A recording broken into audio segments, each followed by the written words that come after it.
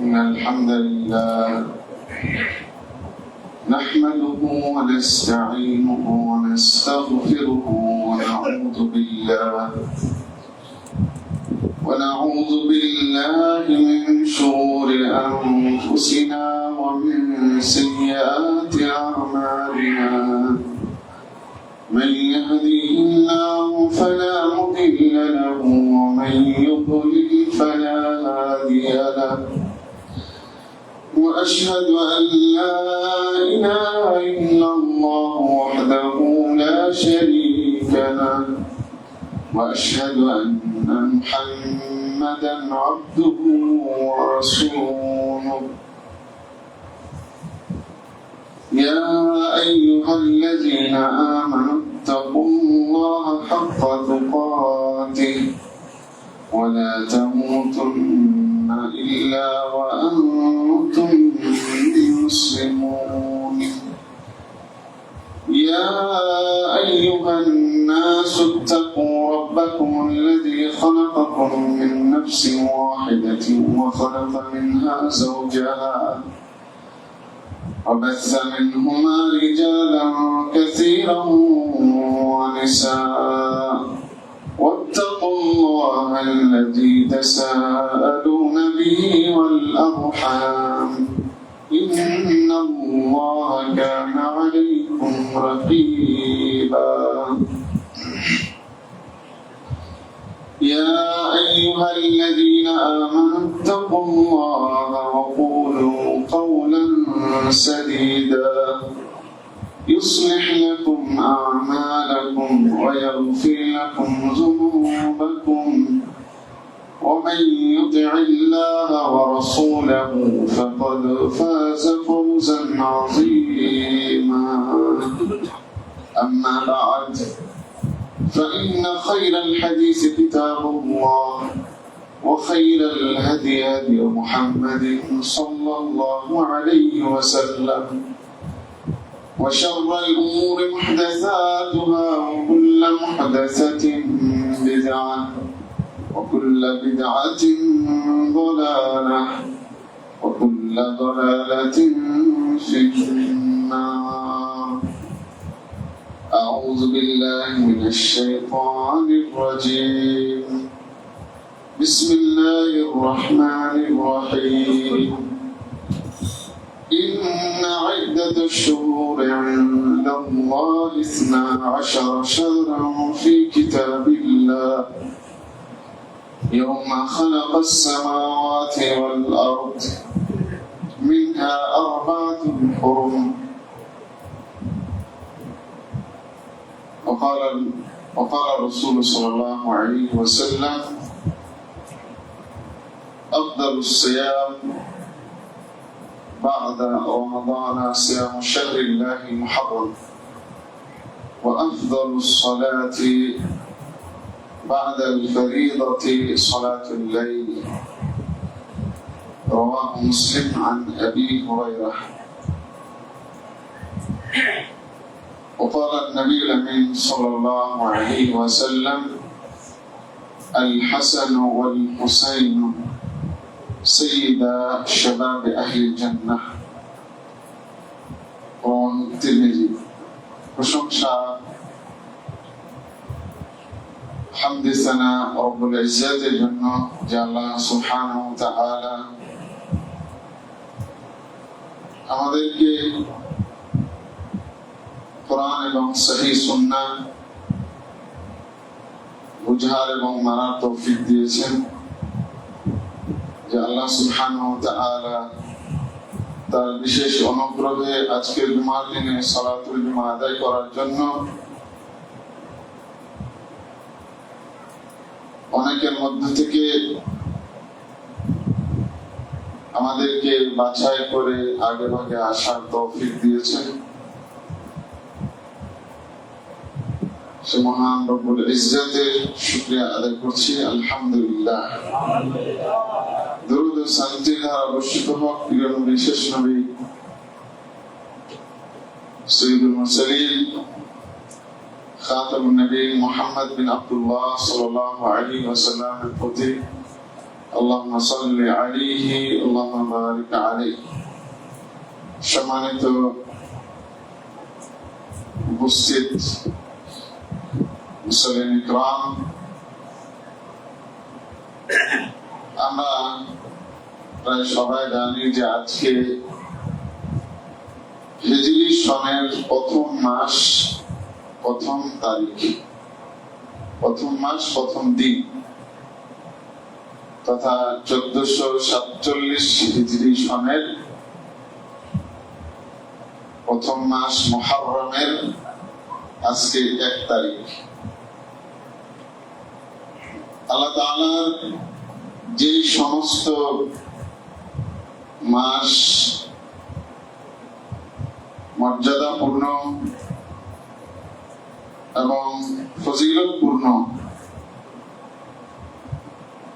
এবং ইসলামিক জীবন বিধানের ক্ষেত্রে অত্যন্ত গুরুত্ব বহনকারী যে কয়টি মাস রয়েছে সেগুলো হচ্ছে হারাম মাস। মুহররম মাস হচ্ছে সেই মাসেরই অন্যতম একটি মাস।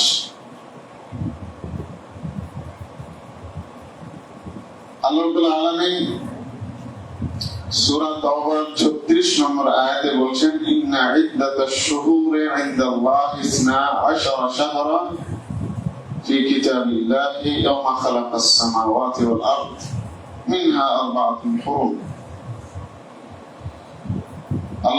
আল্লাহ সুবহানাহু ওয়া তাআলা বলেন যে ইন্না ইদ্দাতাশ শুহুরি ইনদাল্লাহ, নিশ্চয় মাসের গণনা আল্লাহর নিকটে হচ্ছে 12 শাহরান, 12টি মাস। আর এই মাসের গণনা আল্লাহ তাআলা কিতাবুল্লাহর মধ্যে উল্লেখ করেছেন। কিতাবের মধ্যে উল্লেখ করেছেন ইয়াওমা খালাকাস সামাওয়াতি ওয়াল আরদ, যেদিন আসমান এবং জমিনকে সৃষ্টি করেছেন তখন থেকেই মাসের গণনা হলো 12।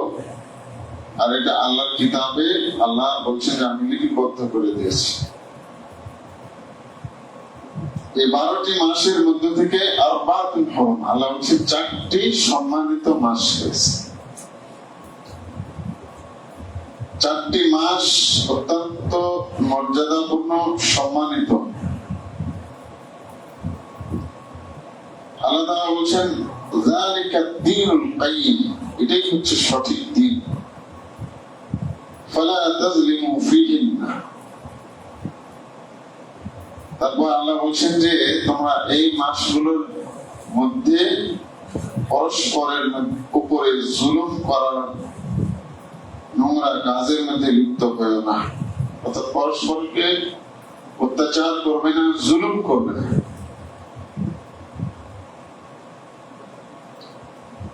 তো এই আল্লাহ তাআলা সম্মানিত মাস এবং মাসের মধ্যে বিশেষ করে বলছেন তোমরা জুলুম করবে না। কেন বলেছেন? এর কিছু কারণ আছে। জুলুম এমনিতেই সবসময় খারাপ, সবসময় অত্যন্ত নিন্দনীয়, অগ্রহণযোগ্য বিষয়। আল্লাহ তাআলা হাদিসে কুদসির মধ্যে বলেছেন, ইয়া ইবাদি ইন্নী হারামতুজ যুলমা আলা নাফসি, হে আমার বান্দারা, জুলুম করাকে আমার নিজের উপর আমি হারাম করে দিয়েছি। ফালা তাযালামু বাইনাকুম, অতএব তোমরা পরস্পরের মাঝে জুলুম করবে না, জুলুম করার কাজে লিপ্ত হবে না। আল্লাহ তাআলা বলেন ইত্তাকুজ যুলমা, তোমরা জুলুমকে ভয় করো। ফাইন্না যুলমা যুলমাতু ইয়াউমিল কিয়ামাহ, তোমরা জুলুমকে ভয় করো মানে জুলুম থেকে বেঁচে থাকো, কেননা জুলুম হচ্ছে বহু অন্ধকারের কারণ। যারা জুলুমবাজ দুনিয়াতে তারা বিভিন্ন শাস্তির মুখোমুখি হয়, আর আখিরাত তো অবধারিত। জুলুম করা এমনিতেই খারাপ, তবে হারাম মাসগুলোতে জুলুম করা আরো বেশি খারাপ। পাশাপাশি এই মাসগুলোতে আমলে সালেহ করা প্রত্যেকটা মুমিনের কর্তব্য, এবং এটা বান্দার মর্যাদাকে বৃদ্ধি করে সৎ আমল। তবে এই মাসগুলোতে সৎ আমল করা আরো বেশি গুরুত্বপূর্ণ এবং আরো বেশি মর্যাদাপূর্ণ। অন্য মাসে জুলুম করা, অন্যায় করা, অপরাধ করা যতটা না গুরুতর অপরাধ, তার চেয়ে বেশি জঘন্য অপরাধ হলো হারাম মাসগুলোতে কোন ধরনের অপরাধ করা, পাপের কাজে লিপ্ত হওয়া, গুনাহের কাজে লিপ্ত হওয়া, পরস্পরকে জুলুম করা।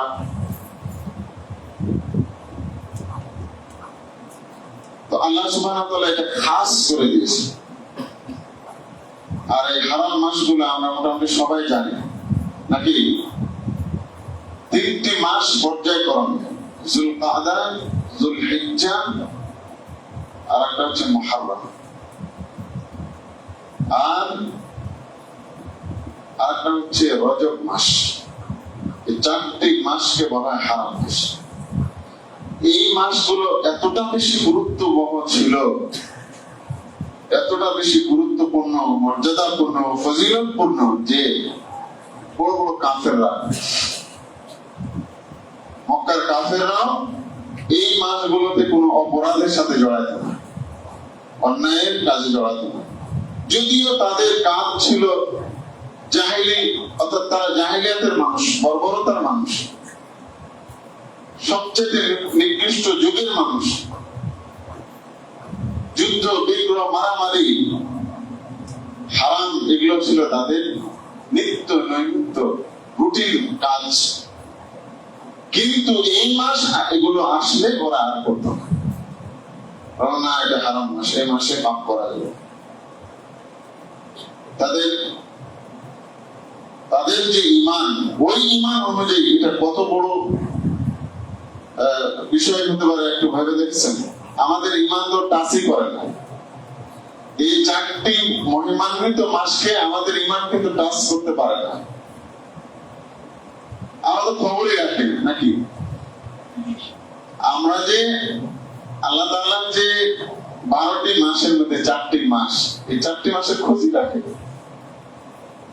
তারপরে যারা খোঁজও রাখি তারা অন্য মাসের মতোই চলে না, ব্যতিক্রম হয় না। আমরা ওই আবু জাহাল আবু লাহাবের মতো মর্যাদা করে চলি না, এই মাসে হারাম খাবো না, কাউকে ঠকাবো না, কাউকে আঘাত করবো না, অন্য মাসে যাই করছি এই মাসগুলোতে করবো না।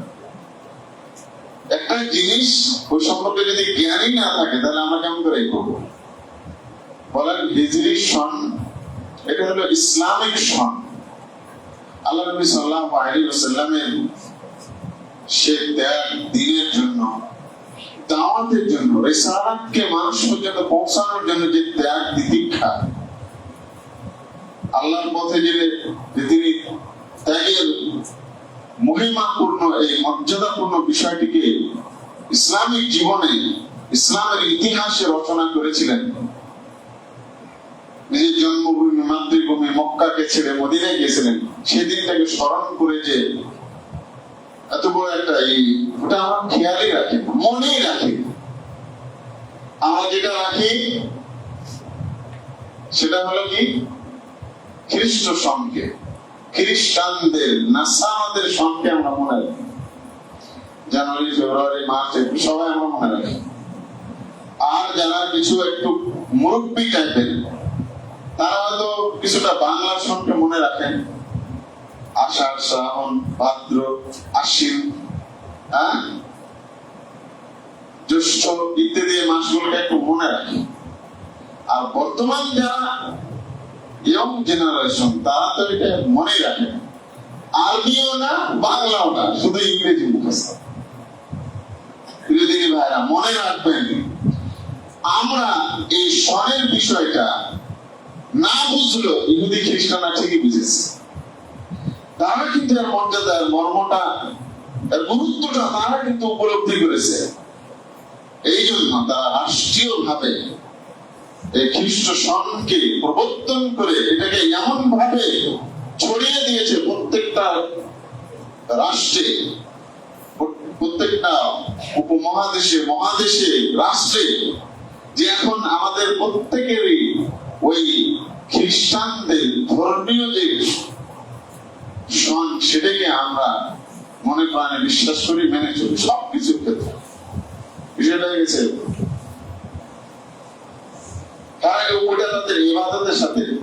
কেন তারা এই করেছে? তাদের ইবাদতের সাথে জড়িত। ইবাদতের সাথে জড়িত বলতে কি?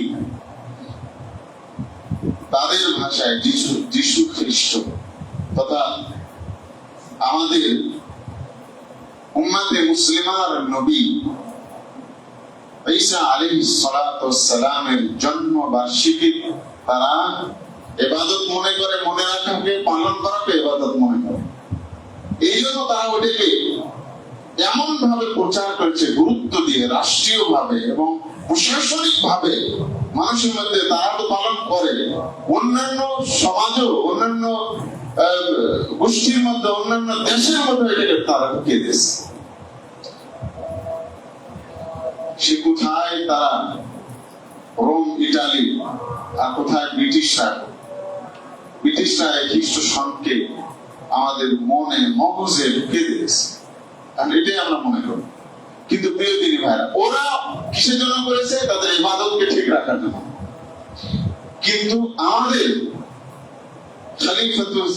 খলিফাতুল মুসলিমিন ওমর বিন খাত্তাব রাদিয়াল্লাহু আনহু আল্লাহ রাসূল সাল্লাল্লাহু আলাইহি ওয়াসাল্লামের রিসালাতের, দাওয়াতের, জীবনের ত্যাগের যে বিশাল একটি বিষয় মুসলিম জীবনে গুরুত্ব বহন করে, এটাকে স্মরণীয় করে রাখার জন্য হিজরি সনকে তিনি প্রবর্তন করলেন। যে হিজরি সনে মুসলমানদের ইবাদত বন্দেগী জড়িত, ওটাই আমরা মনে রাখি। প্রত্যেকটা মাসে আমাদের ইবাদত জড়িত না? ইবাদত জড়িত। আপনি সিয়ামে আইয়ামে বীজ রাখবেন কিসের? এই হিজরি সনকে তো মনে রেখে। আপনি ঈদুল আজহা করবেন কিসের ভিত্তিতে? হজ করবেন কিসের ভিত্তিতে? রমজান সিয়াম পালন করবেন কিসের ভিত্তিতে? সব কিন্তু হিজরি সনের মাস ভিত্তিক এবং দিন ভিত্তিক আমাদের ইবাদত, অর্থাৎ এই সনের সাথে আমাদের ইবাদতের বিষয়টা জড়িত। কিন্তু আমরা এটা মনে রাখার গুরুত্ব মনে করি না, গুরুত্বই নাই। আমরা মনে রাখতে চাই না, বরং ইচ্ছে করে ভুলে থাকার চেষ্টা করি। ক্যালেন্ডার গুলোতে দেখবেন মুসলমানের দেশে, ক্যালেন্ডারটা দেখবেন হিজরি সনটাকে ছোট্ট করে দিয়েছে, আর বেশিরভাগই ক্যালেন্ডারে দেখবেন নাই, হিজরি সনের অস্তিত্বই নাই। মুসলমানের দেশে, মুসলমানের অর্থে, মুসলমানের টাকায় তৈরি হওয়া ক্যালেন্ডারের অবস্থা। কেন এটা জানেন? যেহেতু ইবাদত, আর ইবাদত মানে মুসলিমদের কালচার, সংস্কৃতি, এটাকে ধীরে ধীরে মুসলমানদের অন্তর থেকে, মগজ থেকে একেবারে নিশ্চিহ্ন করে দেওয়া নানামুখী ষড়যন্ত্রে এটাও একটা অংশ।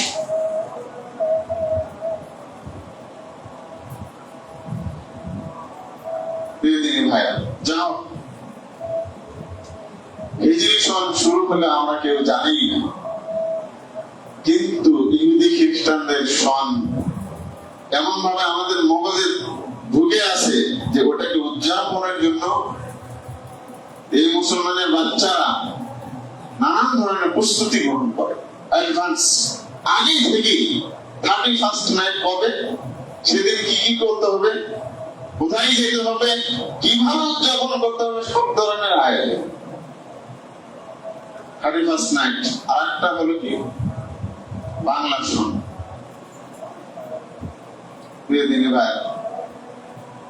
তো উদযাপনের বিষয়টা না, একটা সনকে আপনি উদযাপন করবেন, এটার কোন ভিত্তি ইসলামে নাই। সেটা খ্রিস্ট সন হোক, বাংলা সন হোক আর আরবি হিজরি সন হোক না, কোনটাই উদযাপন করার, এটা উইশ করার, কাউকে শুভেচ্ছা জানানোর কোন ভিত্তি ইসলামে নেই, হারাম এবং শিরকের অন্তর্ভুক্ত বলা হয়েছে কোন সনকে উদযাপন করা। কিন্তু দুর্ভাগ্যের বিষয় দেখছেন, আকীদা এবং মানহাজের দিক দিয়ে একেবারে বসে যাওয়া কিছু দেওবন্দি ভাইদেরকে দেখলাম যে বাংলা সন উদযাপন করেছে বাঙালি কোনায়। দেখেছেন না, ঢাকার রাস্তায় যে গেল যে পয়লা বৈশাখ উদযাপন করেছে, দেখছেন না? কারা? সাধারণ মানুষরা না, কিন্তু যারা বলে ইসলামিক কালচার, ইসলামিক সংস্কৃতিকে মানুষের মধ্যে ছড়িয়ে দেওয়ার জন্য তারা একটা সংগঠন তৈরি করেছে, কলরব, যেখান থেকে তারা বিভিন্ন গান পরিবেশন করে। ওদের দেখলাম বড় বড় দাওয়া পাশ মৌলবীরা ঢাকার রাস্তায়, রাজধানীতে কি করেছে? বাংলা সন উদযাপন করেছে। অথচ সন উদযাপন একেবারে ইসলামে হারাম, এটা ইহুদি নাসারাদের কালচার। এ ব্যাপারে স্পষ্ট হাদিস আছে, স্পষ্ট আসার আছে সাহাবী রাদিয়াল্লাহু আনহু থেকে। সাহাবী রাদিয়াল্লাহু আনহু, ওনার একটা উদ্ধৃতি নাম বললেই নয়, আব্দুল্লাহ ইবনে আমর রাদিয়াল্লাহু আনহুমা, উনি বলছেন, মান মাররা বিবিলাদিল আআজিম ফাসানাআ নাইহুজাহুম আও মাহরিজানহুম ওয়া তাশাব্বাহা বিহিম হাত্তা ইয়ামুতা। যে ব্যক্তি অনারব বলতে এখানে ইহুদি নাসারাদেরকে বোঝানো হয়েছে, যে তাদের নেইরুজ বা মেহরজান অর্থাৎ বার্ষিকী উদযাপনের অনুষ্ঠান গ্রহণ করলো এবং উদযাপন করলো, তাদের সাথে সাদৃশ্য রেখে মৃত্যু অবধি এটাকে জায়েজ মনে করলো, এর মধ্যে নিমজ্জিত থাকলো, তিনি বলছেন যে এই ব্যক্তিদের হাসর নাসর হবে কিয়ামতের দিন ওদের সাথেই হবে।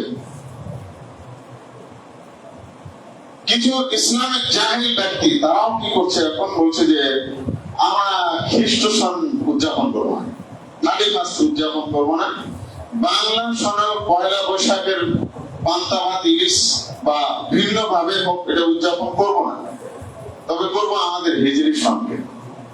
এরা এক প্রকার জাহেল। কারণ যে কোনো সন উদযাপনে হচ্ছে ইহুদি নাসারাদের সাথে সাদৃশ্যপূর্ণ। আর আল্লাহ নবী সাল্লাল্লাহু আলাইহি ওয়াসাল্লাম বলেছেন, মান তাশাব্বাহা বিকওমিন ফাহুয়া মিনহুম, যে ব্যক্তি অন্য কোন জাতির অনুসরণ করবে সে তাদেরই অন্তর্ভুক্ত হবে, তাদেরই অন্তর্ভুক্ত হবে। উদযাপন করা যাবে না, তবে এটাকে মনে রাখতে হবে, হিজরি সনকে মনে করতে হবে যে এটা আমার ইবাদত কেন্দ্রিক একটি সন। এজন্য মনে রাখার চেষ্টা করবেন, কারণ এটা না করলে অনেক কিছু গড়মেল হয়ে যাবে। এই জন্য হিজরি সনটাকে একটু গুরুত্ব দিবেন। ইসলাম এটা অত্যন্ত গুরুত্ব বহন করে। সোনালী অতীত মুসলমানদের যাবতীয় প্রশাসনিক কার্যাবলী সম্পাদন হতো এই হিজরি সনের উপর ভিত্তি করে, হিজরি সনের মাধ্যমে। দুর্ভাগ্য আজকে আমরা এটা ভুলে গেছি। মুসলমান আমরা ধীরে ধীরে নিজস্ব সংস্কৃতি, কালচার, সন সবকিছু আমরা ধীরে ধীরে ভুলে যাচ্ছি, এবং আমরা ইহুদি খ্রিস্টানদের সংস্কৃতি, কালচারের সাথে অনেকটা একাত্মতা প্রকাশ করে তাদের মধ্যে বিলীন হয়ে যাচ্ছে। প্রিয়দিনী ভাইরা, এই ব্যাপারে এই বর্তমান যুগে দুইজন মনীষী, ইবনে উসাইমিন রাহিমাহুল্লাহ, তিনি বলছেন, লাইসা মিনাস সুন্নাহ, এটা সুন্নাহর অন্তর্ভুক্ত নয় যে আমরা হিজরি সনকে উদযাপন করব বা এই ব্যাপারে শুভেচ্ছা জানাবো, নাকি ফেসবুক আজকাল সহজ হয়ে গেছে না, হিজরি সনের শুভেচ্ছা জ্ঞাপন, এটা হারাম, এটা নিষিদ্ধ ইসলাম। লা ইয়াজুজু হাযা ফি শারিআতিল ইসলামিয়্যাহ। ইবনে ফাওজান আল ফাওজান হাফিজাহুল্লাহ, বর্তমান বিশ্বের সবচেয়ে বড় আলেম যাকে বলা হয়, তিনি এই বিষয়ে অত্যন্ত স্পষ্টভাবে বলেছেন লাইসাত বিমাশরুআ ওয়ালা ইয়াজুজু হাযা কুল্লু আমিন ওয়া আনতুম বিখাইর। এভাবে শুভেচ্ছা জানানো যাবে না যে কল্যাণের উপর প্রত্যেক বছর আমাদের বছরগুলো আমাদের কাছে ফিরে আসুক, আবার আসবে, এসেছে, এই ধরনের শুভেচ্ছাও জ্ঞাপন করা শরিয়া সম্মত নয় এবং এটা হারাম, না জায়েজ বিষয়। লাজনা দায়মা এটা একই কথা বলেছেন প্রিয় দিনের ভাই। কিন্তু দুর্ভাগ্যের বিষয় আমরা বাঙালি মুসলমানরা বেশিরভাগই শরিয়া বিষয়ে, শরিয়ার সূক্ষ্ম বিষয়গুলো সম্পর্কে অজ্ঞ। এই জন্য দেখা যায় যে কিছু কিছু আলেম শ্রেণীও অতি আবেগ তাড়িত হয়ে কি করে নিজের সঙ্গে উদযাপন করে। এ ব্যাপারে খোলাসা বা সাব নির্যাস কথা হলো যে সেটা খ্রিস্ট সন হোক, বাংলা সন হোক, আর ইসলামিক ক্যালেন্ডার হিজরি সন হোক না কেন, কোন সনকে উদযাপন করা ইসলামে সম্পূর্ণভাবে নাজায়েজ এবং হারাম। এ ব্যাপারে শুভেচ্ছা জানানো হারাম। এই দিন কোন ধরনের অনুষ্ঠান এটাকে কেন্দ্র করে কোন শুভেচ্ছা বিনিময়, খাওয়ান দাওয়ানের, পড়ার ইত্যাদি যাবতীয় অনুষ্ঠান ইসলামে নিষেধ।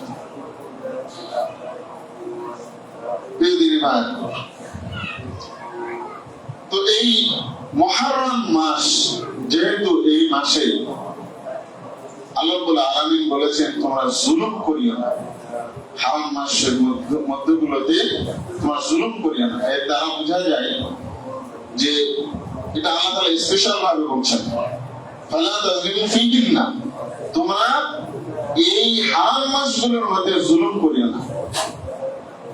তাহলে অন্য মাসে জুলুম করা জায়েজ নাকি? না, অন্য মাসে সব সময় জন্য জুলুম হারাম, এটা হারাম সব সময়।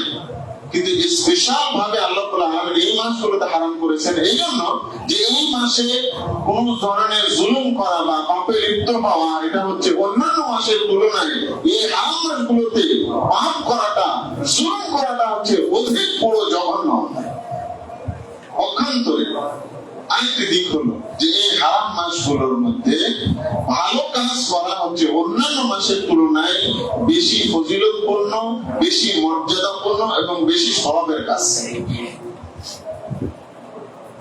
তার মধ্যে যেহেতু হিজরি সনের প্রথম দিন আজকে বলছি মুহররম মাস এবং এটি হারাম মাস তথা আল্লাহর সম্মানিত মাস, এই মাসে কাউকে গালি দেওয়া, কাউকে মন্দ বলা, কাউকে গীবত করা, কাউকে চুগলখড়ি করা, কাউকে পিছনে লাগা, কাউকে পিছনে গোয়েন্দাগিরি করা, কাউকে কোনোভাবে ঠকানো, কোনোভাবে জুলুম করা, এগুলো হলো অন্যান্য মাসের তুলনায় খুবই জঘন্য এবং খারাপ অপরাধ। এগুলো থেকে বিরত থাকতে হবে। আর কি করতে হবে? দ্বিতীয় বিষয় হলো এই মাসে বেশি বেশি আমালে সালেহ করতে হবে, কারণ আল্লাহর কাছে প্রিয় বেশি। এই মাসগুলোর মধ্যে আমল করা, আমলে সালেহ করা অন্যান্য মাসের তুলনায় বেশি মর্যাদা পাবে। এজন্য আমাদের উচিত বেশি বেশি আমলে সালেহ করা উচিত। বিশেষ করে এই মাসে সিয়াম পালন করা। আমি 1 থেকে 10 পর্যন্ত করতে পারেন, আবার যদি নাও করেন অন্তত মুহররম মাসের 9, 10 অথবা 10, 11 সিয়াম পালন, অথবা 9, 10, 11 3 দিন সিয়াম পালন করা। আশুরা সিয়াম যেটাকে বলা হয় 1 থেকে 11, আর না হয় না পারলে অন্তত 9, 10, 11, আর না হয় 9, 10 অথবা 10, 11 সিয়াম পালন করা। আশুরা হচ্ছে 6 জুলাই, আগামী 6 জুলাই হচ্ছে আশুরার দিন, অর্থাৎ মুহররমের 10 তারিখ। এই দিনের সিয়াম পালন অত্যন্ত ফজিলতপূর্ণ, মর্যাদাপূর্ণ। আল্লাহ রাসূল সাল্লাল্লাহু আলাইহি ওয়াসাল্লাম বলেন আফদালুস সিয়ামি বাদা রমাদান শাহরুল মুহররম। রমজানের পরে, রমজান মাসের পরে যে মাসের সিয়াম আল্লাহর কাছে অধিক মর্যাদাপূর্ণ, সেটি হচ্ছে কি আল্লাহর মাস মুহররমের সিয়াম। তাহলে অন্যান্য মাসগুলো কি আল্লাহর নাম নাকি? আল্লাহরই, কিন্তু আল্লাহ রাব্বুল আলামিন মুহররম মাসের মর্যাদাকে এইভাবে বাড়িয়ে দিয়েছেন যে শাহরুল্লাহ, আল্লাহর মাস। আল্লাহর মাস যখন আল্লাহ রাসূল সাল্লাল্লাহু আলাইহি ওয়াসাল্লাম বললেন, তখন বুঝতে হবে যে এই মাসটার অনেক অনেক মর্যাদা এবং আমাদের মুসলিম জীবনে অত্যন্ত গুরুত্বপূর্ণ। আর এটা আল্লাহ নবী সাল্লাল্লাহু আলাইহি ওয়াসাল্লাম তার বেঁচে থাকা অবস্থায় হাদিসটা বলছেন, 61 হিজরির পর না। আশুরা সিয়াম, তারপর আল্লাহ নবী সাল্লাল্লাহু আলাইহি ওয়াসাল্লাম এই সহিহ মুসলিমের হাদিসের পরের অংশে বলছেন, ওয়াফদালুস সালাতি বাদাল ফরিদাতি সালাতুল লাইল, ফরজ নামাজের পরে সর্বোত্তম নামাজ হলো রাতের নামাজ। যখন মানুষ ঘুমিয়ে থাকে তখন উঠে যে নামাজটা পড়া হয়, ওই নামাজটা হলো আল্লাহর কাছে ফরজ নামাজের চাইতে সবচেয়ে বেশি মর্যাদা, সবচেয়ে সওয়াবের কাজ, নেকির কাজ। তাহলে রমজান মাসের পরে সর্বোত্তম সিয়াম হলো আশুরা সিয়াম বা মুহররম মাসের সিয়াম। মুহররম মাসে যে কয়টা পালন করবেন সবগুলো সিয়াম হলো রমজান মাসের তুলনায় রমজান মাসের পরে সবচেয়ে বেশি আল্লাহর কাছে প্রিয় সিয়াম। পক্ষান্তরে ফরজ নামাজের পরে সবচেয়ে বেশি গুরুত্বপূর্ণ এবং মর্যাদাপূর্ণ নেকি বেশি, সেটা হলো রাতের তাহাজ্জুদের নামাজ। তারপর আল্লাহ নবী সাল্লাল্লাহু আলাইহি ওয়াসাল্লাম বলেন, সিয়াম আশুরা। আল্লাহ রাসূল সাল্লাল্লাহু আলাইহি ওয়াসাল্লামকে জিজ্ঞাসা করা হলো আশুরা সিয়াম সম্পর্কে।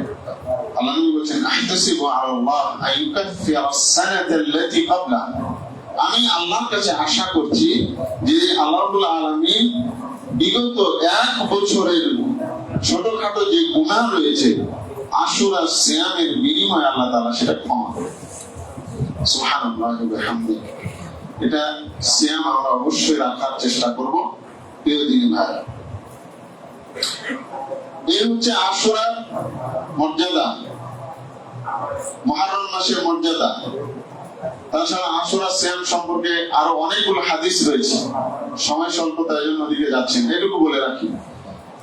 2য় হিজরি শাবান মাসে রমজান মাসের সিয়াম ফরজ হওয়ার আগ পর্যন্ত আল্লাহ নবী সাল্লাল্লাহু আলাইহি সাল্লাম এবং সাহাবীরা অনেকটা ফরজের মতো আশুরা সিয়ামকে পালন করতেন।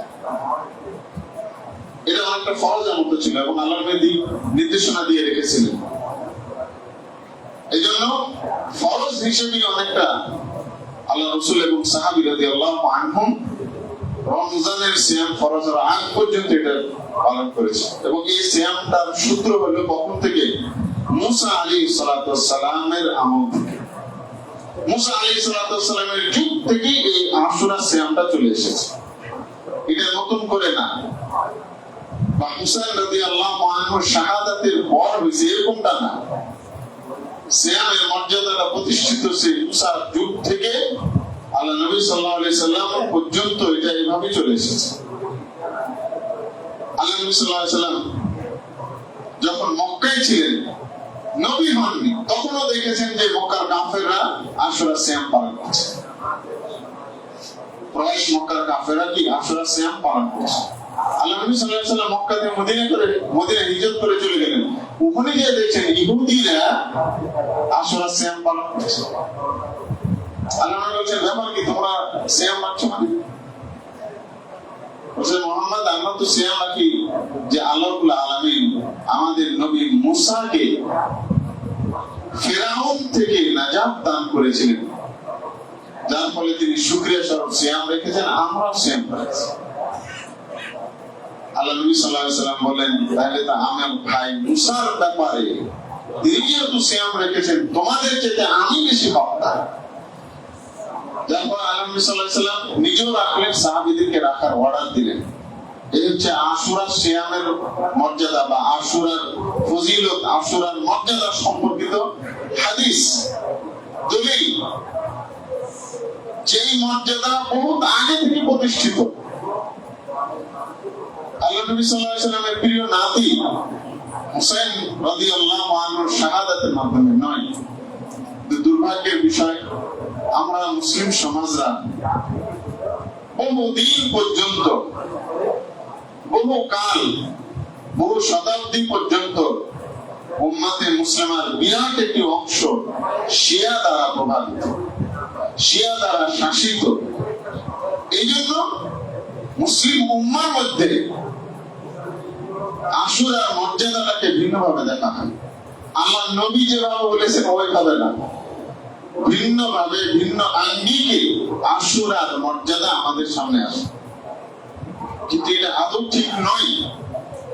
আমাদের শরীয়ত হলো সীমাবদ্ধ নবী মুহাম্মদুর রাসূল সাল্লাল্লাহু আলাইহি ওয়াসাল্লামের মৃত্যু পর্যন্ত। মরে গেছেন বাস। আর শরীয়তে কিছু ঢোকারও সুযোগ নাই, কিছু বাইরে করারও সুযোগ নাই। সংযোজন বিয়োজনের সেখান থেকে শেষ।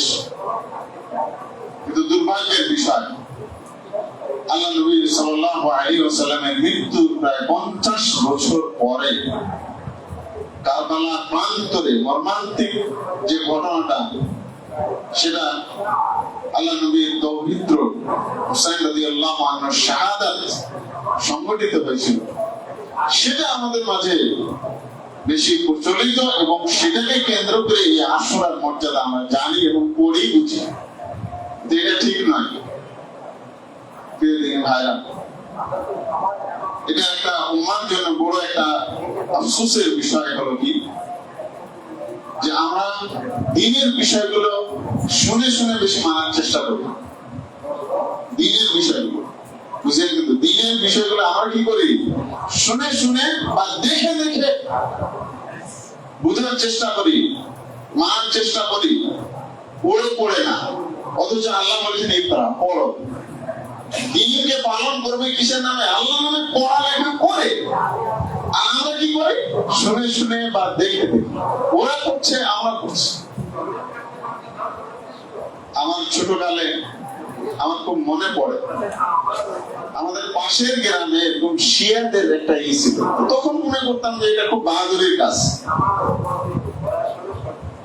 শিয়া পরিবার, ওরা তো জানতাম না যে ওরা শিয়া নাকি। খুব ভালো লাগতো ওরা এই আশুরার দিনে বা আশুরার 2-1 দিন আগে থেকে লাঠি খেলা দেখাতো। একটা যে লোকটা এটা উদযাপন করতো, তার একটা ছেলে ছিল খুব দুর্দান্ত। আমাদের বয়সের খালি ভাবতাম যে এই ছেলেটা এত কিভাবে এক্সপার্ট হয় মারামারিতে আর বিভিন্ন কসরত দেখাতে, সে খুবই এক্সপার্ট। তা আমরা দেখতে যেতাম, মজা লাগতো, ভালো লাগতো। পাশাপাশি আশুরার দিন শিয়াদের একটা মেলা বসতো, আমার খুব ভালো করে মনে হয়। তো মাঝে মাঝে মনে চাইতো ওই ছেলেটার মতো যদি আমি হতে পারতাম, ভালো লাগতো। আমি কেন পারি না ওর মতো, এতটা এক্সপার্ট না, এত কসরত দেখাতে পারছে না, পারি না কেন, এমনটা মনে হলো। তাদের মেলাও যাইতাম। তখন ছোট ছিলাম, বুঝিনি যে শিয়াটা একটা লাল পট্টি মাথা বেঁধে থাকে, বাপ বেটা। তো কতটা প্রভাবিত এই জিনিসগুলো আমরা বই চিন্তা করেছি। তো যা এটা দেখে দেখে একটা প্রভাবিত হয়। এখন অবস্থাটা হয়েছে কি জানেন, আমাদের মননে মগজে সব ধর্মের ভিতরে আমাদের ঢুকে দেওয়া হয়েছে যে আশুরা মানে হলো শাহাদাতে হুসাইন, কারবালা, আর কিছু। আর এটা কি এই আকীদা, আল্লাহ নবীর আকীদা বাদ দিয়ে, আল্লাহ নবীর মৃত্যু 50 বছর পরের ঘটনাকে কেন্দ্র করে যে আকীদা, বিশাল একটি উম্মাতে মুসলিমার মধ্যে যে বিভক্তি তৈরি হয়েছে, ওই ভিত্তি করে আজকে দেখবেন মুসলমানদের মধ্যে আবেগ, অনুপ্রেরণা কাজ করছে। কয়েকদিন আগে শিয়াদের সবচাইতে বড় লিডার খোমেনিকে বানিয়ে দিয়েছে উমরের মতো। ফেসবুকে দেখছেন না আপনি? কিন্তু এটা জানে না যে ওমর কি। আর খোমেনি যদি জানতো যে এই বাঙালি জাতি তাকে উমরের সাথে তুলনা করছে, তাহলে মনে হয় সবচেয়ে বড় মিসাইলটা বাংলাদেশে মারত। এটা জানি না আমরা। এটা আপনারা মনে করবেন না যে আমি বিরোধিতা করে বলছি, এটা শরীয়তের বিষয়। এটা জানতে হবে আমাদের। আলহামদুলিল্লাহ বেশিরভাগই আমি মনে করি জানেন বিষয়গুলো, কিন্তু তারপরে বলতে হবে। তারা উমর রাদিয়াল্লাহু আনহুকে কাফের মনে করে, আবু বকর রাদিয়াল্লাহু আনহুকে কাফের মনে করে, এবং উম্মার সবচাইতে বড় খারাপ মনের মানুষ মনে করে আবু বকর, উমর, ওসমান শিয়া। অথচ এই দুনিয়ার বুকে আল্লাহ রাসূলের পরে শ্রেষ্ঠ যদি মানুষ থাকে তিনি হলেন আবু বকর রাদিয়াল্লাহু আনহু, উমর রাদিয়াল্লাহু আনহু, উসমান রাদিয়াল্লাহু আনহু। আল্লাহ নবী এদেরকে জান্নাতের সার্টিফিকেট লিখে দিয়ে গেছেন সহিহ হাদিস দ্বারা প্রমাণ। বেটা তুমি কাফির বলছো, লানত করছো, তাকে অভিশাপ করছো, আর এদিকে আমরা মনে করি লিডার, এদেরকে আমরা মনে করি আমাদের অনুপ্রেরণা। মিসাইল মারল ধুম, একবারে ইসরায়েলকে দেখিয়ে দিল, তাই না? কিন্তু আপনি অবাক হবেন যে ট্রাম্প যে এই যে একটা করলো, যুদ্ধ বিরতি করলো, ওখানে ফিলিস্তিনের বিষয়টা আসছে, গাজার বিষয়টা আসছে, কালকে তো প্রায় 100 জনের মতো মারছে। কালকে ভয়ঙ্কর হামলা করেছিলেন ইসরায়েল। বুঝলেন না আমাদের আবেগ দিয়ে আমরা এত বেশি আবেগ দিয়ে আমাদের কাজ করে যে বলা বন্ধ, আমরা বুঝতে চাই ইরান কখনো মুসলিম মিল্লাতের জন্য নয়, এটা আমাদের বুঝতে হবে। এটা ঠিক যে ইসরায়েলকে সাহায্য করার যদি মুসলমানদের মধ্যে ক্ষমতা থাকে, সেটা হলো ইরানের। ইসরায়েলকে সাহায্য করা, ধরে নিলাম মুসলিম সাহায্য করা একমাত্র ক্ষমতা, কিন্তু এই ক্ষমতাটা কাজে কিসের উপরে লাগানো হয়েছে দেখছেন? ক্ষমতাটা কাজে লাগানো হয়েছে কিসের ভিত্তিতে এবং কোথায়? একটু বোঝার চেষ্টা করবেন। আজকে 3 বছর ধরে গাজায় হামলা করে একটা মুসলিম জনগোষ্ঠীকে মাটির সাথে মিশিয়ে দিল, কিন্তু ইরান কিন্তু হামলা করেনি, একবারও হামলা করেনি। তাদের আগের যে নেতা ছিল রাইসি, বলেছিল কি, যতদিন পর্যন্ত আমাদের পারস্য ইরানে হামলা না হবে ততদিন পর্যন্ত আমরা কোনো ইহুদিবাদী ইসরায়েলের বিরুদ্ধে কোনো পদক্ষেপ নেব না। এই বক্তব্যটা আপনারা জানেন, উনি এটা বলেছিলেন। উনি তো মারা গেছে। এরপরে এখন যে এই 2025 সালে এসে যে ঘটনাটা ঘটলো, ওই কথার প্রতি প্রমাণ পেয়েছেন তো? যখন ইরানে হামলা হলো তখন ইসরায়েলে হামলা হলো, অর্থাৎ ইহুদিবাদী জায়নিস্ট ইহুদিদের উপর হামলা হলো। এর আগে কিন্তু হয়নি। আর উভয় পক্ষের যুদ্ধ কিন্তু থেমে গেছে, গাজার যুদ্ধ কিন্তু থামে, মুসলমানদের যুদ্ধ কিন্তু থামেনি। এর কারণ কি? মিশন হলো দুইজনের একই। ইসরায়েল চাই গোটা মধ্যপ্রাচ্য নিজের অধীনে এবং গোটা দখল করে ইসরায়েল ইহুদিবাদী রাষ্ট্র কায়েম করা। আর ইরানের লক্ষ্য হলো গোটা মধ্যপ্রাচ্যকে দখল করে শিয়া রাষ্ট্র কায়েম করা, শিয়া সাম্রাজ্য কায়েম করা। দুইটা লক্ষ্য একই। কিন্তু আপনি এটা স্পষ্ট হয়ে গেছে। এরপরে যদি কেউ বলেন যে ইরানের মিসাইল বা সামরিক শক্তি হলো মুসলমানদের জন্য, তাহলে আমি আপনাকে কি দিয়ে বুঝাবো? বলেন আপনি কি দিয়ে বুঝাবো? এই যে যুদ্ধ বিরতি হলো, শর্ত কি আছে ওখানে যে গাজার বিরুদ্ধে হামলা অবশ্য বন্ধ করতে হবে? আছে? নাই। ইরান ইসরায়েল যুদ্ধ বন্ধ হয়ে গেছে, কিন্তু গাজায় এখনো হত্যাকাণ্ড চলতেছে, যুদ্ধ চলতেছে, মারতেছে মুসলমানদের। তাহলে ইরানের ক্ষেপণাস্ত্র বলেন আর পারমাণবিক বোমা বলেন, এটা মুসলিম মিল্লাতের জন্য নয়, কখনোই নয়। এটা বুঝতে হবে। ইতিহাস দেখেন আপনি, সিরিয়াতে বাশার আল আসাদ, এরা হলো শিয়াদের একটা গ্রুপ আছে, ইসনা আশারিয়া, ইসমাইলিয়া, জাইদিয়া, সাবাইয়া বা আলবি, 4টা গ্রুপ গুলো। ইসনা আশারিয়া বা ইমামিয়া, এরা হলো ইরান। ইসনা আশারিয়া, যাদের মূল আকীদা হলো যে আল্লাহ রাব্বুল আলামিনের ফেরেশতা জিবরীলকে আল্লাহ তাআলা আলীর কাছে ওহী দিয়ে পাঠিয়েছিল, কিন্তু ভুল ক্রমে জিবরীল ওহী নাযিল করে দেয় মুহাম্মাদের উপর। নাউযুবিল্লাহ। এটা হলো তাদের প্রধান জঘন্য আকীদা। এই আকীদা দ্বারা কি বোঝায়? তারা মুহাম্মদ সাল্লাল্লাহু আলাইহি ওয়াসাল্লামকে নবী বানায়। আপনি বলেন কিভাবে এটা সম্ভব? তারা বলে যে কোরআন 30 পারা নয়,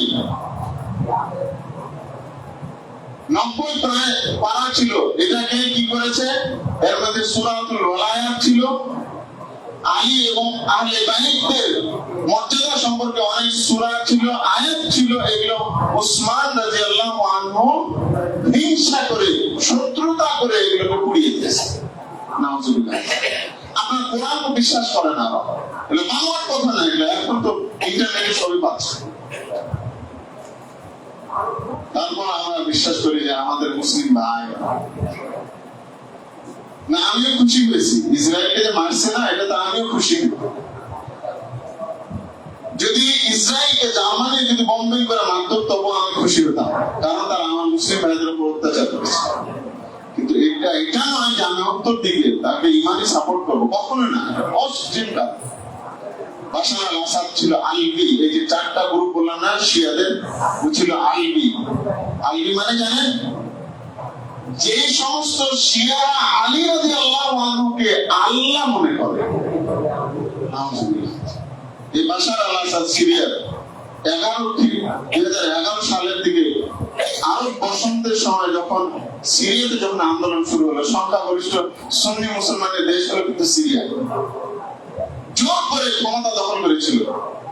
যখন আন্দোলন শুরু হলো, এটাকে বাশার আল আসাদ কিন্তু ক্ষমতা ছেড়ে দিয়েছিল এবং পালানোর প্রস্তুতি নিচ্ছিল। ইরান বলল না, ছাড়া যাবে না। ওই যে শিয়া ধর্ম, ওই শিয়া ধর্মের অধিকারীও শিয়া ধর্ম, ক্ষমতা ছাড়া যাবে না। কি লাগবে বলো? বলে আমার অস্ত্র লাগবে, সৈন্য লাগবে। 50,000 ইরানি শিয়া সৈন্য সেখানে পাঠানো এবং অনেক অস্ত্র। 6 লক্ষ আপনি সুন্নি মুসলমানকে তারা হত্যা করেছে। 6 লক্ষ। ইহুদিরা কয় লক্ষ তারা হত্যা করেছে এই পর্যন্ত? 1947 সাল থেকে 48 সাল থেকে এই পর্যন্ত কয় লাখ মুসলমান হত্যা করেছে গাজায়, ফিলিস্তিনে? বলেন। 6 লক্ষ শুধু সিরিয়াতে হত্যা করেছে। ইরাকে প্রায় 16 লক্ষের কথা বলা হয় কোন কোন রিপোর্টে। কারা হয়েছে? আমেরিকা, শিয়া দুইজন মিলে সাদ্দাম, আরব কান্ট্রির সিংহ পুরুষ সাদ্দামকে সরিয়ে দিয়েছে। কারা? এই শিয়ারা। এখন শিয়ারা ক্ষমতা ইরান দখল করে কি করেছে জানেন? সুন্নি মুসলমানদের কচু কাটা করেছে ইরান, কচু কাটা করেছে। লক্ষ লক্ষ মুসলমানকে হত্যা করেছে। শুধু যার নাম ওমর তাকে হত্যা করেছে, যার নাম আবু বকর তাকে হত্যা করেছে, যার নাম উসমান তাকে ধরে তারা হত্যা করেছে, যার নাম আয়েশা হাফসা তাকে ধরে তারা হত্যা করেছে। ধর্ষণ করেছে। সুন্নি নারীদেরকে, মুসলমানদেরকে কি করেছে? ধর্ষণ করেছে। লক্ষ লক্ষ শিশু বাচ্চাকে তারা নির্দয়ভাবে হত্যা করেছে। ইতিহাস পড়ে দেখেন, এগুলো তো আমার আপনার চোখের সামনের ঘটনা, বেশি দিনের তো না, এখনো চলছে। এমন এখন কিন্তু রানী, ইরাকও রানী, এমনও রানী। হুসি বিদ্রোহীরা কারা জানেন আপনি? এই শিয়াদের একটা গোষ্ঠী, তারা হলো জাইদিয়া। জাইদিয়াদের আকীদা একটু ভালো, বুঝতে পারছেন? আকীদা কিভাবে ভালো? ওরা মনে করে যে আবু বকর, ওমর, উসমান ওনারা ভালো মানুষ ছিলেন, ওনাদের কাছে বলা যাবে না, এই জন্য ওদের একটু আকীদা ভালো। কিন্তু শিয়া একই গোষ্ঠী তো। এই হুসিদের মিসাইল অস্ত্র কারা দিচ্ছে? ইরান দিচ্ছে। ইয়ামানে গ্রামে গ্রামে ঢুকে সুন্নি মুসলমানদেরকে বাছাই করে করে হত্যা করছে। এখন বর্তমানে রানী সুন্নি মুসলমানদের মাদ্রাসা, মসজিদকে মাটির সাথে মিশিয়ে দিয়েছে হাজার হাজার। আপনি কাকে নিয়ে খুশি হতে চান বলেন? আমাদেরকে এই জন্য আমাদের কোরআন এবং হাদিস মানতে হবে। কোরআন এবং হাদিসের দিকে ফিরে ছাড়া অন্য কোনো উপায় নেই। শিয়াদের আবির্ভাব হলো কিভাবে? শিয়াদের আবির্ভাব হলো উসমান রাদিয়াল্লাহু আনহুর হত্যাকাণ্ডের পরে। আব্দুল্লাহ ইবনে সাবা একজন ইহুদি পণ্ডিত ছিল, শুধুমাত্র মুসলমানদের মধ্যে দ্বিধা দ্বন্দ্ব সংঘাত তৈরির জন্য ইসলাম কবুল করে উসমান রাদিয়াল্লাহু আনহু খেলাফত আমলে। সে ছিল ইয়ামানের লোক। মদিনায় যায় কি করলো, ধীরে ধীরে উস্কানি দেওয়া শুরু করলো যে উসমান তো স্বজনপ্রীতি করে, খলিফার বিরুদ্ধে অভিযোগ। সেখানে সুযোগ না পেয়ে চলে গেল সে বাসরা, কুফা, ইরাকে। সেখানে কিছু সংগ্রহ করছিল ঠিকই, কিন্তু তেমন সুবিধা করতে পারেনি। মিশরে যে সে দল একটা তৈরি করে ফেলল। পরবর্তীতে হজের উদ্দেশ্যে যে মদিনায় যে হজ করে দ্রুত মক্কা থেকে বের হয়ে মদিনায় এসে উসমান রাদিয়াল্লাহু আনহু বাড়ি ঘেরাও করে। এই আব্দুল্লাহ ইবনে সাবা ইহুদি এবং তার লোকেরা, এবং বলে যে উসমানের পদত্যাগ চাই, উসমানের পদত্যাগ চাই। আন্দোলন শুরু করল মদিনায়। উসমান রাদিয়াল্লাহু আনহু তো তখন খলিফা। হাজার হাজার মুজাহিদিন পালিয়ে এদেরকে কচুকাটা করতে পারতেন, কিন্তু আল্লাহ রাসূলের একটা ভবিষ্যৎবাণী ছিল, উনি করেন। পরে কি করলো, একজন খলিফাকে এই শিয়াদের পূর্বপুরুষ আব্দুল্লাহ ইবনে সাবা ইহুদি নির্মমভাবে উসমান রাদিয়াল্লাহু আনহু হত্যা করে তার বাড়ির ভিতরে। তারপরে ইয়ারা আবার দুই দলে বিভক্ত হয়ে গেল। আলী হলো রাদিয়াল্লাহু আনহু খলিফা হলেন 36 হিজরিতে। খলিফা হলে এখন এদিকে একটা দল বলল যে উসমানের হত্যাকাণ্ডের বিচার চাই। এটা নিয়ে গন্ডগোল হলো। পরে সিফিন নামক জায়গায় মুআবিয়া রাদিয়াল্লাহু আনহু আর আলীর মধ্যে বিরাট একটা যুদ্ধ বেঁধে গেল। তার আগে উষ্ট্রী যুদ্ধ সংঘটিত হয়েছিল। এই যুদ্ধ সংঘটিত হয়ে 40,000 মুসলমান হত্যাকাণ্ডের শিকার আলী এবং উসমান রাদিয়াল্লাহু আনহু। এইভাবে একটু সামনে আসে সবাই, প্লিজ সবাই একটু সরে আসেন, পিছনে যান। এইভাবে সিফিনের যুদ্ধের সময় শিয়া এবং খারিজি দুইটা দল করে। শিয়া মানে কি হলো? শিয়া মানে হলো দল গোষ্ঠী। এরা দাবি করলো শিয়া তো আলী, আমরা হলাম আলীর সমর্থক। এবং এদেরই একটা অংশ বললো যে আলী হলো সবচেয়ে সঠিক। উনি কি করলেন, ওনাকে কেউ কেউ বললো যে আলী হলো আল্লাহ। আরে কিসের আল্লাহ? শিয়াদের একটা দল বললো কি যে আলী হলো আল্লাহ। আলী রাদিয়াল্লাহু আনহু যখন এটা জানতে পারলেন, তখন তাদেরকে ধরে আগুন দিয়ে পুড়িয়ে হত্যা করলেন। আমাকে আল্লাহ বলেছে, আল্লাহকে বাদ দিন।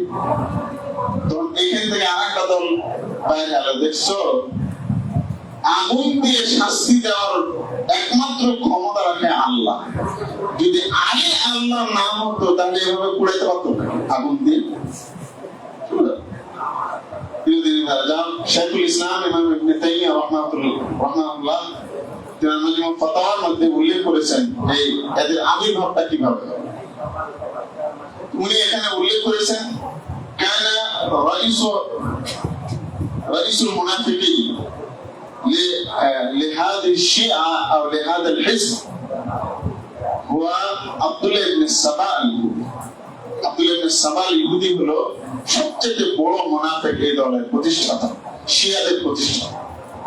পরবর্তীতে এরা নিজেদেরকে শিয়া বা রাফিজি একটা ঘটনা আছে যে তারা রাফিজি হলো কি, তাদের আরেকটা নাম হলো রাফিজি, শিয়া এবং রাফিজি।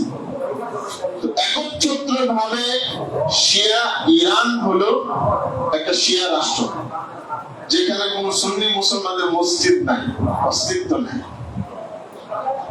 যেখানে সুন্নি মুসলমানরা এক সময় 30% ছিল, এখন তাদের অস্তিত্ব খুঁজে পাওয়া মুশকিল, 6% নাই, এমন অবস্থা হয়েছে।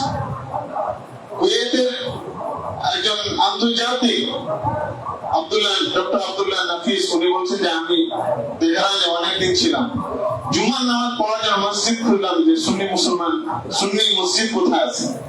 বলে যে না, এখানে কোনো সুন্নি মসজিদ নাই।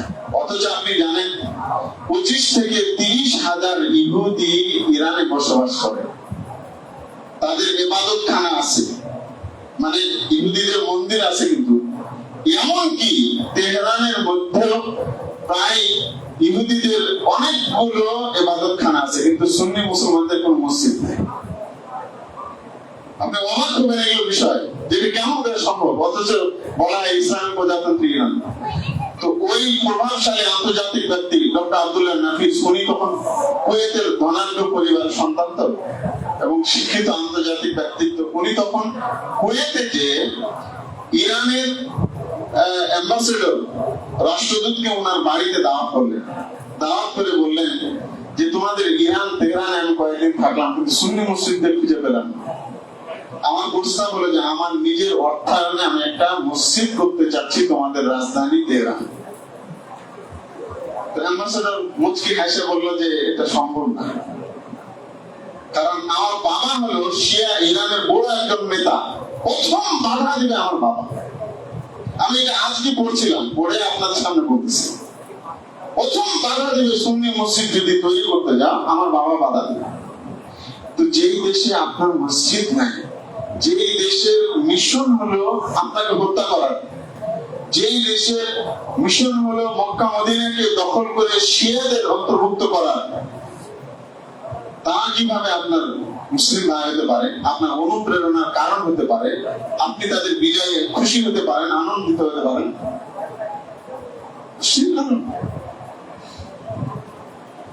আলহামদুলিল্লাহ, এখন বড় বড় বাংলাদেশের স্কলাররা ওনারা বলা শুরু করেছে। আমি দেখলাম আমাদের জামাত ইসলামী ভাইয়ের কয়েকজন আলেম দেখলাম, ওনারা মাশাআল্লাহ এখন পড়াশোনা করে বুঝতে পারছেন যে শিয়া কি জিনিস। ওনারা আমাদের যখন আকিদা চিন্তা করেছেন, প্রথমে আপনার কোরআন অস্বীকার, প্রথমে নবীকে অস্বীকার, তৃতীয় হলো যে আপনার আমার কালেমা তাদের কালেমা না। তাদের কালেমা হলো কি? কালেমা হলো লা ইলাহা ইল্লাল্লাহু মুহাম্মাদুর রাসূলুল্লাহ আলিয়্যুন হুজ্জাতুল্লাহ। এটা হলো তাদের কালেমাতুশ শাহাদা। এই কালেমা বলা ছাড়া মুসলমান হতে পারবে না ওদের। তারপরে এই সাথে আয়াত করতে হবে, ওয়ালানাতুল্লাহি আলা আবি বকর ওয়া উমর ওয়া উসমান ওয়া আয়েশা ওয়া হাফসা। নাউযুবিল্লাহ। এইভাবে বক্তব্য আপনি পাবেন ফেসবুকে, ইন্টারনেটে স্পষ্ট। তারা কি করে? আমাদের উম্মার রাহবার আবু বকর ওমর উসমানের নাম লিখে, টয়লেটের কাছে নাম লিখে তার টয়লেটের মধ্যে যায়। মুসলমানদের মা, কোরআনে উম্মাহাতুল মুমিনিন বলা হয়েছে না? মা আয়েশা রাদিয়াল্লাহু আনহাকে তারা বলে যে উনি হলেন ব্যভিচারিণী। কোনদিন যদি তারা মদিনা বিজয় করতে পারে, তাহলে বাকি গোরস্থান থেকে মা আয়েশার কবর থেকে তার লাশকে তুলে তারা তার উপর রজম কায়েম করবে। নাউযুবিল্লাহ। এগুলো তাদের আকীদা, এগুলো বিশ্বাস। আমাদেরকে এরকম জঘন্য আকীদা থেকে বের হয়ে আসতে হবে। আমাদের হুসাইন রাদিয়াল্লাহু আনহু, হাসান রাদিয়াল্লাহু আনহু আহলে বাইত, তাদের মহব্বত করা ঈমানের একটি অংশ, কিন্তু মনে রাখবেন তাদেরকে ঘৃণা করা ঈমান ভঙ্গের একটি কারণের মধ্যে অন্তর্ভুক্ত। আহলে বাইতদের মহব্বত করতে হবে, কিন্তু এমন মহব্বত করা যাবে না যেটা নবীর চাইতে বেশি মহব্বত। আহলে বাইতদের ভালোবাসা, আল্লাহ নবী সাল্লাল্লাহু আলাইহি ওয়াসাল্লাম কি বলেছেন? আল হাসান ওয়াল হুসাইন সাইয়্যিদা শাবাবে আহলি জান্নাহ। হাসান এবং হুসাইন রাদিয়াল্লাহু আনহুমা, ওনারা হলেন কি? জান্নাতি যুবকদের সর্দার। আল্লাহ নবী আরেক হাদিসের মধ্যে বলেছেন, মান আহাব্বাহুমা ফাকাদ আহাব্বানি। যে হাসান এবং হুসাইনকে মহব্বত করলো, সে আমাকে মহব্বত করলো। ওয়া মান আবগাদাহুমা ফাকাদ আবগাদানি। আর যারা হাসান এবং হুসাইনের সাথে দুশমনি পোষণ করে, তারা আমার সাথে দুশমনি পোষণ করে, আমাকে ঘৃণা করে। এজন্য হাসান এবং হুসাইন তাদেরকে মহব্বত করতে হবে, ভালোবাসতে হবে। আলী রাদিয়াল্লাহু আনহুকে ভালোবাসতে হবে, ফাতেমা রাদিয়াল্লাহু আনহাকে ভালোবাসতে হবে। তবে ফাতেমা মুসলমানদের মা নয়, বুঝতে পেরেছেন? উনি মুসলমানদের বোন, মা নয়, সম্মানিতা। মা ফাতেমা বলে না আমাদের দেশে, এটা হলো ভণ্ডদের কথা। মা ফাতেমা হয় কেমনে? মা মুমিনদের মারা যদি হয় আল্লাহ নবীর স্ত্রী, তাহলে তাদের সন্তান আমাদের কি বোন হয়? ইমানি বোন, মুসলিম মা, মুমিন বোন আমাদের, কিন্তু আমাদের মা নয়। যদি মাই হতো তাহলে আল্লাহ রাসূলের উম্মত, আল্লাহ রাসূলের খলিফা, আল্লাহ রাসূলের চাচাতো ভাই আলীর সাথে কেমনে বিয়ে হতো? মগজ নাই, পড়ালেখা নাই, চলছে ওই যে শিয়াতে প্রভাবিত ইতিহাস আমাদের চলছে না ওটাই। আর আমাদের একটা মুশাররফ হোসেনের লেখা আছে না, বিষাদ সিন্ধু, এই উপন্যাস পড়ে প্রভাবিত। এখানে শুধুমাত্র মুয়াবিয়াকে, ইয়াজিদকে তুলনা করা হয়েছে। মুয়াবিয়াকে যে শত্রু বলবে সে ইসলামের শত্রু, দুশমন, বুঝতে পেরেছেন? মুয়াবিয়া রাদিয়াল্লাহু আনহু আল্লাহ রাসূল সাল্লাল্লাহু আলাইহি ওয়াসাল্লামের শ্যালক, এক সময় আল্লাহ নবীর উপর ওহী নাযিল হতো, উনি লেখা জানতেন, লেখাপড়া উনি লিখতেন, কাতে ওহী ছিলেন। এবং আলী রাদিয়াল্লাহু আনহুর মৃত্যুর পরে 20 বছর উনি গোটা মুসলিম সাম্রাজ্যকে এত সুন্দরভাবে সুচারুরূপে পরিচালনা করেছেন, যেটা ইতিহাসের স্বর্ণালী অক্ষরে লেখা রয়েছে। সে মুয়াবিয়া রাদিয়াল্লাহু আনহু মুসলমানদের মামা, উম্মাতে মুসলিমার কি মামা না উনি? যেহেতু উম্মাতুল মুমিনের ভাই ছিলেন, তাকে কেমন করে ঘৃণা করা যায়? তবে ইয়াজিদের ব্যাপারে আমাদের আকীদা হলো না, আমরা তার প্রশংসা করব না, তাকে গালিও দিব না। কথা বলছেন? যদি মুসলমান হয়, ও তো মুসলমানের বাচ্চা, মুসলমান না, সাহাবী ছেলে, তাকে গালি দেওয়ার সুযোগ আছে? একজন আরেকজনকে গালি দেওয়াকে জায়েজ নাকি ইসলাম? এবং শিয়ারা আল্লাহ নবীর প্রিয় সাহাবীদেরকে গালিগালাজ করে, কাফের মনে করে, সবাইকে কাফের মনে। আমি কালকে একটা ভিডিও দেখলাম, অনেক আগেই ডক্টর আব্দুল্লাহ জাহাঙ্গীর রহমাতুল্লাহ একটা মন্তব্য করেছিলেন যে বাংলাদেশের শিয়া, রাফেজি আর কাদিয়ানিতে ভরে যাচ্ছে, আর আমরা মুসলমানরা পরস্পরে লেগে আছি। ওনার কথা বাস্তব। আমি ইউটিউবে হঠাৎ দেখতেছি একেবারে ইমাম খোমেনির মতো, ইমাম বলা ঠিক না, খোমেনির মতো একবারে চেহারা সুরতে বাঙালি স্কলার, উনাকি শিয়া স্কলার, ইসলাম সম্পর্কে মন্তব্য করতেছে, শিয়া প্রচার করতেছে ইউটিউবে, আপনি দেখেন। আমি অবাক হলে, এটা কিন্তু আমি দেখিনি, প্রথম গতকালকে আমি দেখেছি। তো যাই হোক, প্রিয় দিনী ভাইরা, আমাদেরকে কি করতে হবে? আমাদেরকে এই মুহররমের মাসকে মূল্যায়ন করতে হবে। মুহররমের মাসকে মূল্যায়ন করে এই মাসে বেশি বেশি সিয়াম পালন করতে হবে। অন্যায় অপরাধ থেকে, জুলুম থেকে আমাদের বেঁচে থাকার চেষ্টা করতে হবে। আমাদের আশুরার সিয়াম যথাসাধ্য পালন করার চেষ্টা করতে হবে। আশুরার রোজা দুইটি 9 এবং 10, অর্থাৎ আগামী 5 এবং 6 জুলাই দুইটি সিয়াম, আর না হয় 6-7 জুলাই দুইটি সিয়াম রাখার চেষ্টা করতে হবে। এবং আল্লাহ নবী সাল্লাল্লাহু আলাইহি সাল্লামের পরিবারকে মহব্বত করতে হবে, ভালোবাসতে হবে, চূড়ান্ত ভাবে ভালোবাসতে হবে, তবে সীমা লঙ্ঘন চলবে না। এবং শিয়াদের সম্পর্কে আমাদের সজাগ থাকতে হবে। শিয়া প্রচারণা খুবই মারাত্মক ভাবে চলতেছে। আল্লাহ আমাদের দ্বীনকে সঠিকভাবে বুঝার তৌফিক দান করুন। আমাদের যারা আহলুস সুন্নাহ ওয়াল জামাত, এদের যারা বিরোধী, তাদের সম্পর্কে সম্যক জ্ঞান রেখে দ্বীনের বিষয়গুলো লালন পালন করতে হবে, আকীদা রাখতে হবে, আকীদা পোষণ করতে হবে। আল্লাহ আমাদের সকলকে সে তৌফিক দান করুন। আমিন। ওমা আলাইনা ইল্লাল বালাগ।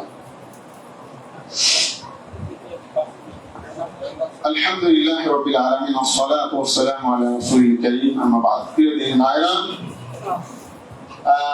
আপনারা দান বক্সগুলো ছেড়ে দিন। আর আরেকটি বিষয় আপনাদের কাছে আবেদন করব, মসজিদে ইদানিং কিছু অর্থনৈতিক সমস্যা নাকি চলছে, চলমান। আপনারা নিজে দানের হাতকে প্রসারিত করবেন। সবসময় মনে রাখবেন, দান হবে আল্লাহর জন্য, আল্লাহকে খুশি করার জন্য, এটাই উদ্দেশ্য থাকবে। দান আপনি যেখানেই দেন, ওটা আল্লাহ রাব্বুল আলামিনকে খুশি করার উদ্দেশ্য থাকবে। অন্য কোনো চিন্তা থাকবে না এখানে, অন্য কোনো চিন্তা আমাদের যেন বাধা না হয় দাঁড়ায় দানের ক্ষেত্রে। কারণ দান আমার আপনার কিয়ামতের দিন ভীষণ কঠিন সময়ে ছায়া হিসেবে দাঁড়াবে, আমাদের দলিল হিসেবে দাঁড়াবে দান। আর মসজিদের দান তো হলো অনেক বড় বিষয়। সবাই হাত খুলে দান করার চেষ্টা করবেন, আমাদের সকল বেশি আল্লাহ তৌফিক দান করুন। বিরোধী ভাইরা, একজন ভাই অসুস্থ,